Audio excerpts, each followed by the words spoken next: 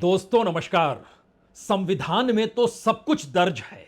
सवाल सिर्फ इतना है कि संविधान की व्याख्या करते वक्त हर कोई अगर अपना लाभ देखने लग जाए और वह लाभ की स्थिति में बैठा हुआ हो तो फिर संविधान बचेगा कैसे? यह सवाल सुप्रीम कोर्ट के सामने बीते कई मौकों पर आया है और बीते कई मौकों पर इस देश के सामने भी यह सवाल उभरे हैं कि जब इस देश की राजनीतिक सत्ता कोई फैसला करती है और उसके विरोध में लोग सुप्रीम कोर्ट का दरवाजा खटखटाते हैं तो सुप्रीम कोर्ट जो फैसला देता है वो सत्तानुकूल हो जाता है। और यही वो सवाल शुरू हो गया कि इस देश में संविधान को सत्ता मानती है या नहीं मानती है और सुप्रीम कोर्ट अपने फैसले में संविधान की व्याख्या करता है या संविधान से हटकर सत्ता के दिए हुए फैसले की लकीर पर वह चलते हुए बतलाता है कि यही संविधान है। शायद इस बार गड़बड़ी हो गई। वक्फ बोर्ड को लेकर जो भी दस्तावेज तैयार किए गए उन दस्तावेजों के मूल में ही भारत के संविधान को दरकिनार कर दिया गया। आप कह सकते हैं कि दरअसल दस्तावेज तो इस देश के बाबू लोग तैयार करते हैं, यानी नौकरशाही तैयार करती है, या फिर सत्ता के अनुकूल वैसे लोग तैयार करते हैं जो जानते और मानते हैं कि सत्ता पर कोई आंच आनी नहीं चाहिए। शायद इसीलिए संविधान के मूल तत्व को ही वक्फ बिल को बनाते वक्त शायद गायब कर दिया गया। इसीलिए तो सुप्रीम कोर्ट में कई दर्जन मामले एक झटके में पहुंच गए। राज्य दर राज्य ने भी वहां पर अपील की। सत्ता शासित राज्यों यानी बीजेपी शासित राज्यों की तरफ से बिल के समर्थन में, यानी जो भी अमेंडमेंट लाया गया उसके समर्थन में भी दरवाजा खटखटाया गया और यह बताया गया कि इस देश में वक्फ बिल को लेकर इस देश की राजनीतिक सत्ता और राजनीति और इस देश का लोकतंत्र सब कुछ बटा हुआ है। यानी संविधान है या नहीं है, यह सवाल एक झटके में, ध्यान दीजिए, वक्फ बिल को लेकर गायब हो गया। इसीलिए संसद के भीतर बहस, उसको भी आज याद कर लीजिए। जो भी विरोध में बातें कही जा रही थी उसके मूल में इस देश के संविधान का जिक्र था और जो सत्ता के जरिए बिल लाने का जिक्र करते हुए संशोधन की वकालत कर रहे थे उनका मानना बड़ा साफ था कि दरअसल इस देश में ना जाने कितने लाखों एकड़ जमीन वक्फ के पास है और उस संपत्ति का उपयोग उन लोगों के लिए नहीं होता है जिनके लिए वो वक्फ की संपत्ति है। उस पर तो भू माफिया है, लैंड माफिया है और उसके जरिए कमाई होती है। तो क्या वाकई इस देश के भीतर में जो सत्ता का नजरिया रहा कि जो वक्फ बोर्ड है अगर वह जमीनों का उपयोग सही तरीके से करे तो मुस्लिमों के भीतर कोई भी गरीब नहीं बचेगा?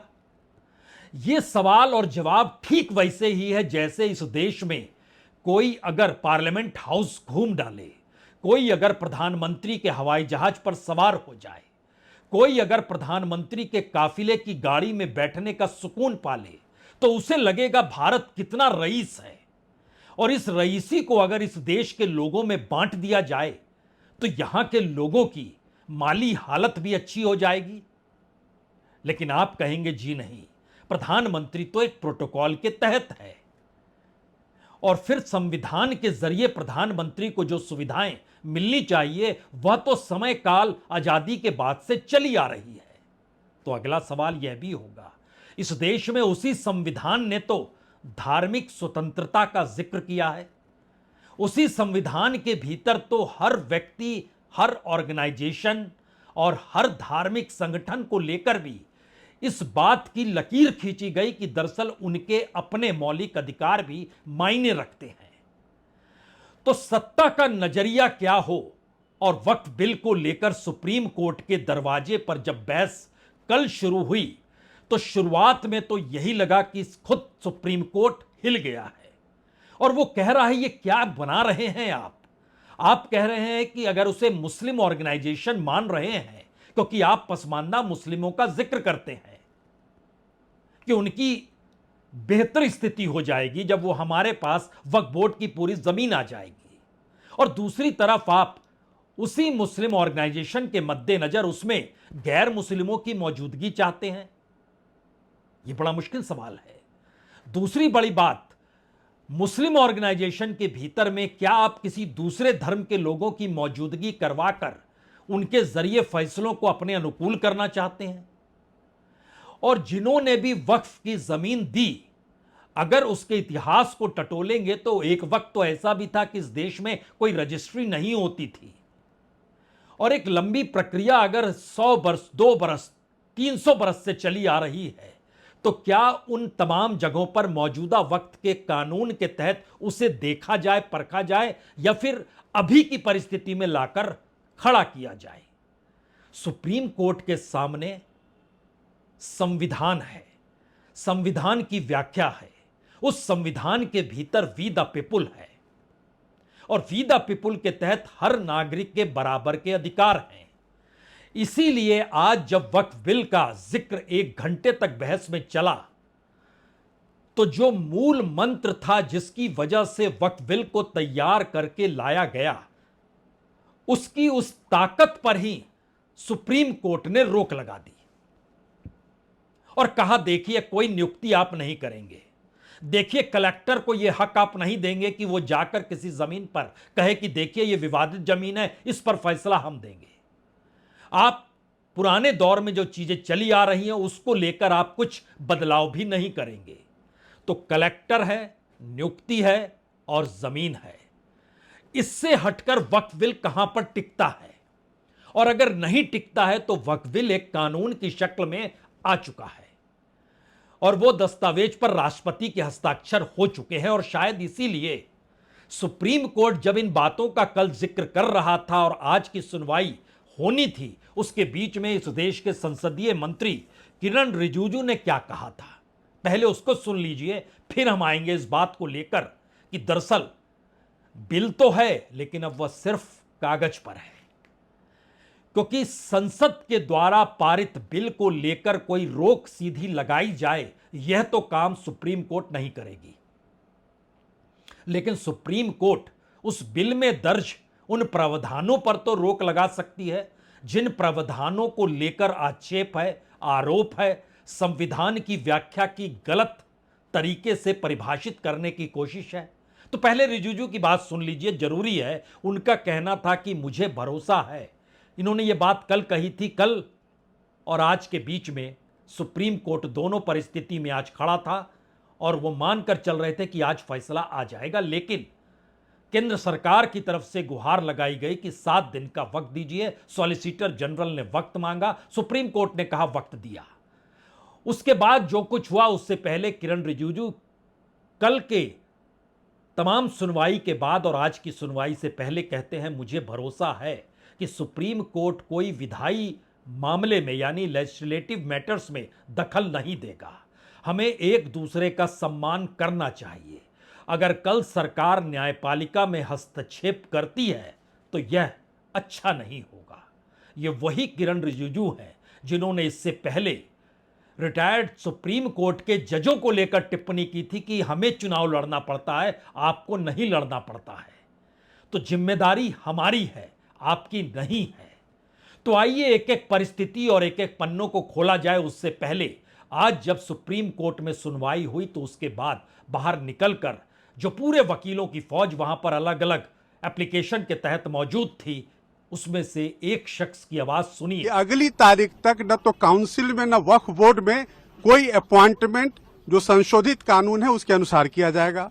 दूसरा बात, जो माननीय अदालत ने कहा कि जो वक्फ व यूजर है, जो रजिस्टर्ड हैं और गैजेटेड हैं, उसको गवर्नमेंट डी नोटिफाई नहीं करेगी टिल दी नेक्स्ट डेट।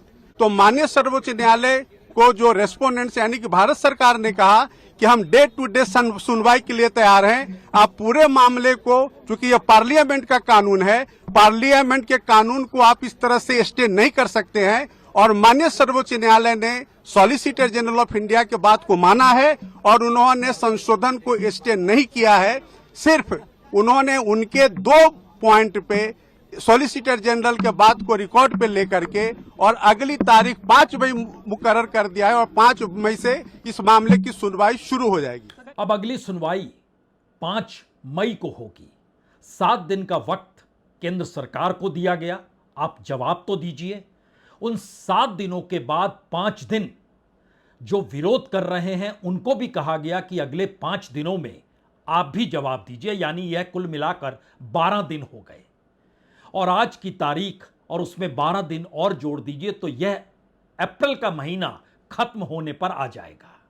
तो 5 मई को अगली सुनवाई दोपहर 2 बजे होगी और सुनवाई जिन पर होगी उसमें सरकार को 3 निर्देश इस दौर में मानने होंगे और खुद अटॉर्नी जनरल ने कहा मानेंगे। वह 3 बातों का जिक्र जो वकील महोदय भी कर रहे थे कि दरअसल वक्फ बोर्ड पर केंद्र के जवाब तक वक्फ संपत्ति की स्थिति बिल्कुल नहीं बदलेगी। जो कोर्ट से वक्फ घोषित संपत्ति डी नोटिफाई नहीं होगी वह वक्फ बाय यूजर हो या वक्फ बाय डीड, और वक्फ बोर्ड और केंद्रीय वक्फ परिषद में कोई नई नियुक्ति नहीं होगी। इस सुनवाई के बाद यह भी कहा गया कि दरअसल 110-120 फाइल पढ़ना सुप्रीम कोर्ट के लिए मुश्किल है, तो क्यों नहीं हम लोग तय कर लें 5 पॉइंट और 5 मुख्य आपत्तियां जो हैं जिस पे सभी याचिकाकर्ता मानते हैं कि इस पे सहमति है, उसी पर बहस क्यों ना हो और उसके दायरे में वह तमाम चीजें आएंगी जो 5 मुद्दों के आसरे जिस पर आपत्ति दर्ज की गई है। तो CGI Sanjeev Khanna, justice PV Sanjay Kumar और जस्टिस केबी विश्वनाथन की इस बेंच ने बहुत साफ तौर पर सॉलिसिटर जनरल से यह कहा कि आप 7 दिनों में सिलसिलेवार तरीके से हर पॉइंट पर समझ बूझ कर जवाब दीजिएगा। और दूसरी तरफ कपिल सिब्बल, राजीव धवन, अभिषेक मनु सिंघवी और सीयू सिंह जो दलील रख रहे थे उनको भी कहा गया कि आप जिन 5 मुद्दों का जिक्र है, इन 5 मुद्दों को अगर आप निकाल देंगे तो यह बिल और इसका महत्व बचेगा ही नहीं। और इन 5 मुद्दों के भीतर वह 3 मुद्दे भी बड़े अहम हैं जिसको लेकर बहस इस दिशा में जा रही है, जिस पर सुप्रीम कोर्ट कल से कह रहा है कि देखिए हमारी सहमति है कि किसी भी गैर मुसलमान की नियुक्ति नहीं होनी चाहिए।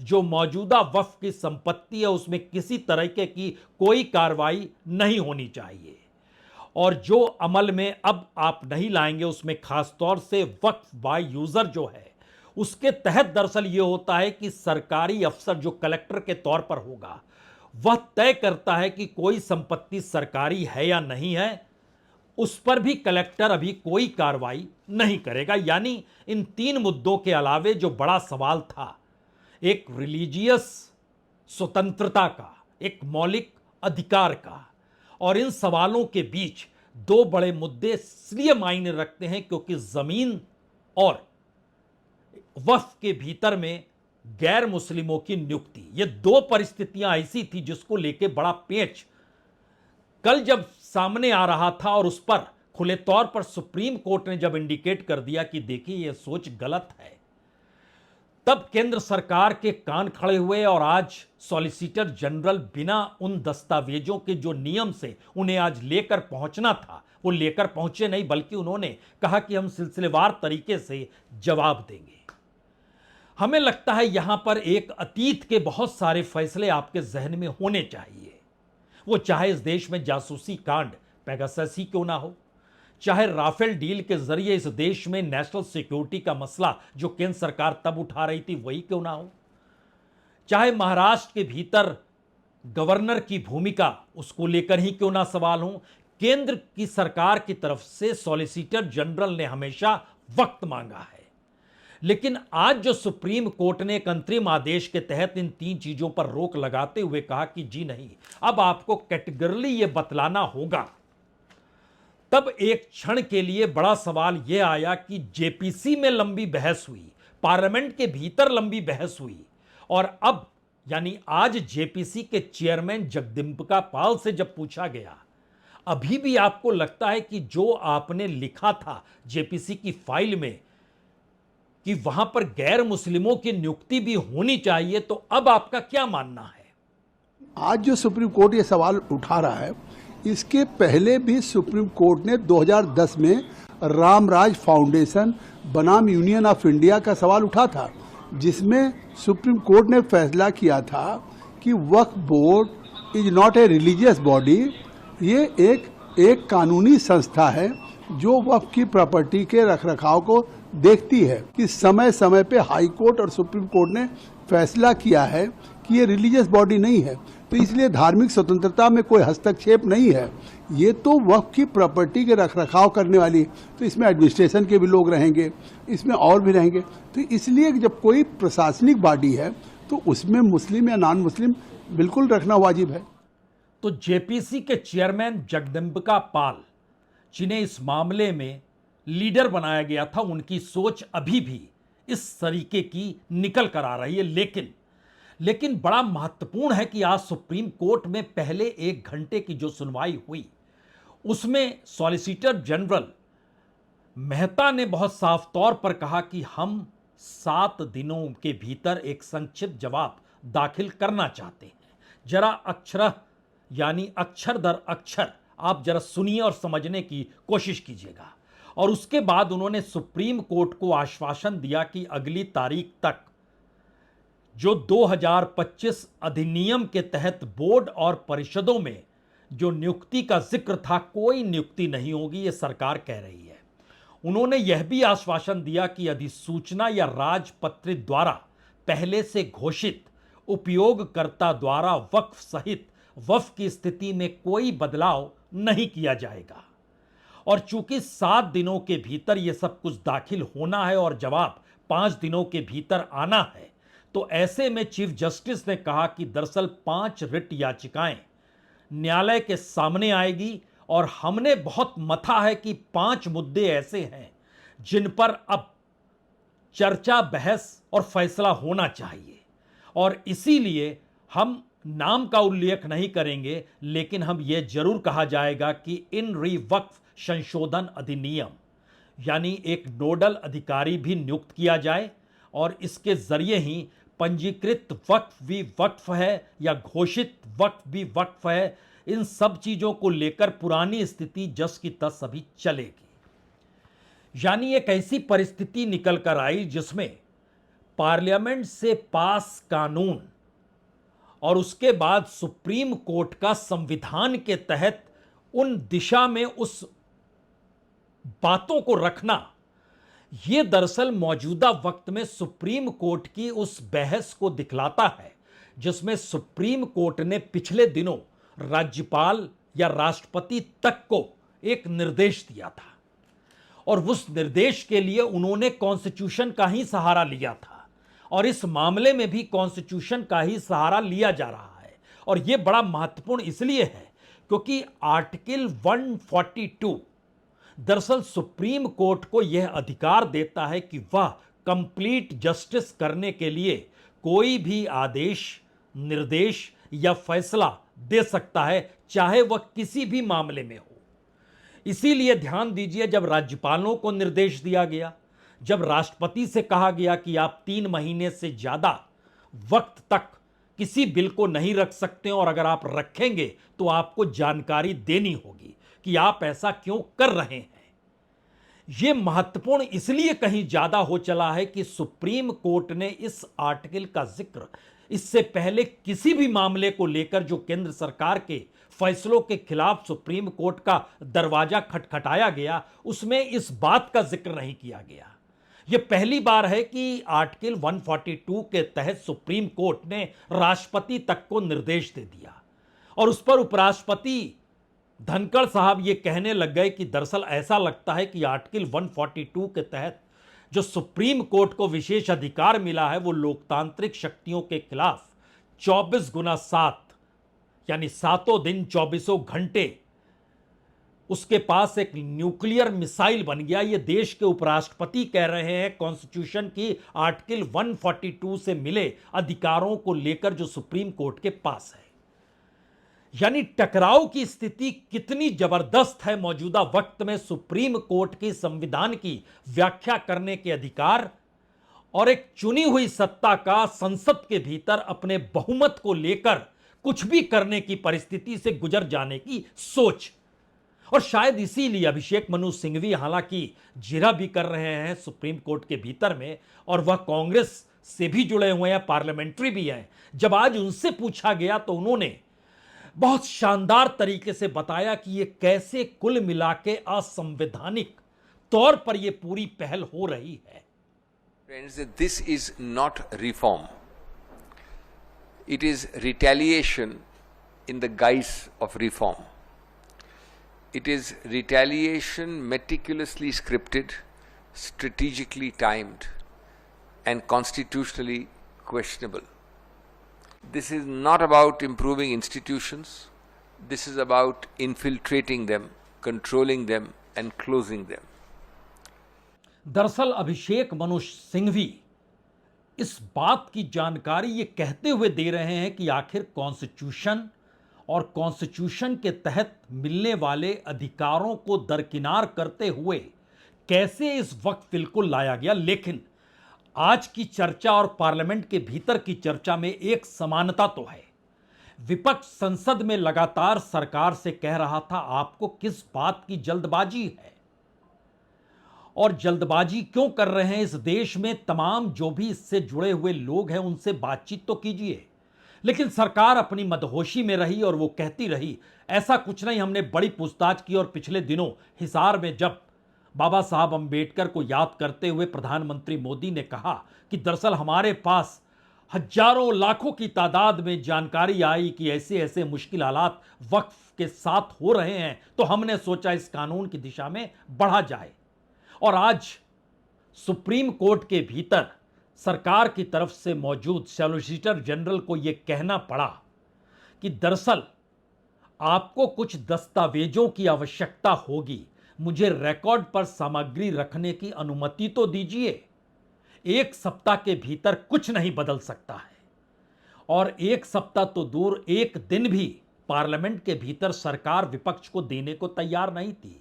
सुप्रीम कोर्ट ने तो 7 दिन दे डाले और उसमें बहुत साफ तौर पर कहा कि देखिए ये तमाम बहस इसलिए मौजूद है क्योंकि इससे पहले 95 के वक्फ अधिनियम और 2013 में किए गए संशोधनों को लेकर भी जो चुनौती दी गई और 2025 का जो ये पूरा मामला, अब उसको हम अलग से बतलाएंगे भी और दिखलाएंगे भी जिससे कोई बहस की गुंजाइश ना बचे।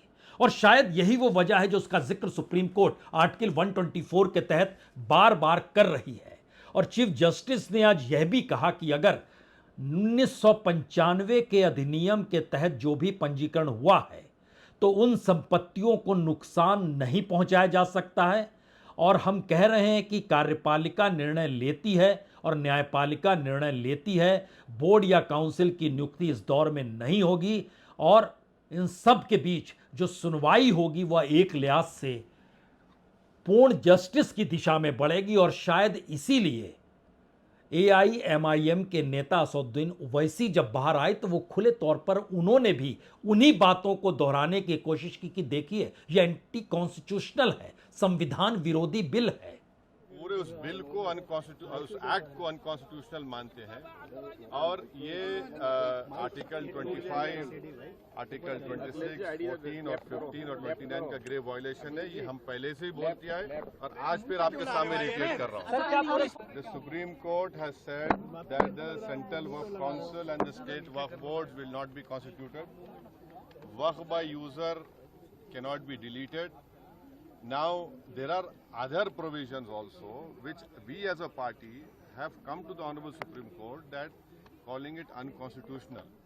असल में ओवैसी साहब जो बात कह गए और उससे पहले अभिषेक मनु सिंघवी ने जिन बातों का जिक्र कर दिया, अगर उसके अक्स तले मौजूदा वक्त में संविधान और राजनीति के बीच आप खड़े हो जाइए तो 3 बड़े सवाल आपको परेशान भी कर सकते हैं और इस देश की हकीकत बयां भी कर सकते हैं। इस देश में बिल यानी विधेयक जो लाए जाते हैं, क्या वो संविधान से हटकर राजनीति साधने की दिशा में अपने वोट बैंक को नए सिरे से मथने के लिए बनाए जा रहे हैं?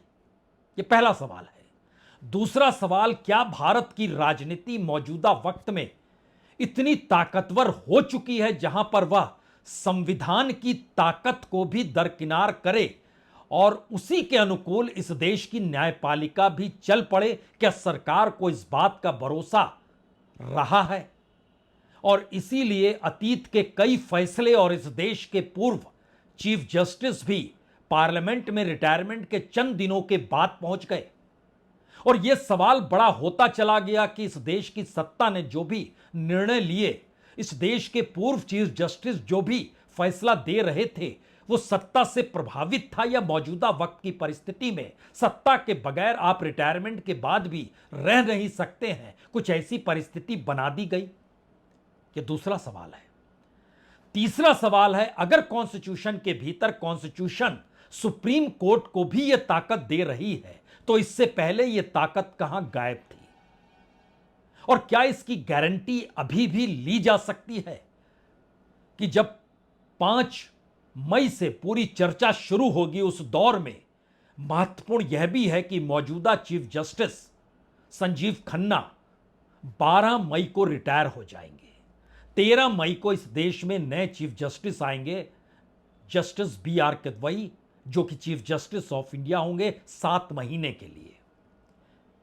तो संजीव खन्ना चीफ जस्टिस के पद पर 6 महीने का कार्यकाल अगले महीने 12 तारीख को खत्म होगा। तो क्या चीफ जस्टिस के हिसाब से भारत की न्यायपालिका या सुप्रीम कोर्ट के फैसले इस दौर में प्रभावित हो रहे हैं, या फिर एक ऐसा इंस्टीट्यूशन सुप्रीम कोर्ट है जो वाकई कॉन्स्टिट्यूशन के तहत चीफ जस्टिस कोई भी रहे, महत्वपूर्ण तो वह इंस्टीट्यूशन है, क्या उसे भी डाइल्यूट कर दिया गया?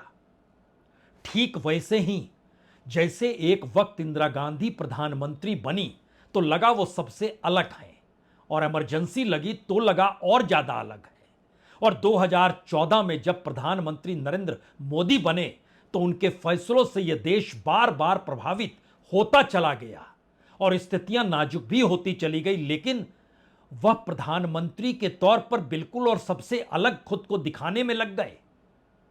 इन तमाम सफर के बीच में 2 सवाल आखिर के सबसे बड़े हैं। संविधान के लिहाज से यह देश चल रहा है, या चुनी हुई राजनीतिक सत्ता का कथन, उसका फैसला ही इस देश का नया संविधान हो जाएगा? शायद इन परिस्थितियों के भीतर फैसला सुप्रीम कोर्ट को ही लेना है, क्योंकि किसी भी देश में लोकतंत्र का खतरा या लोकतंत्र का खत्म होना पॉलिटिशियंस पर नहीं, जुडिशरी पर निर्भर करता है। यह समझना होगा। बहुत बहुत शुक्रिया, बहुत बहुत शुक्रिया।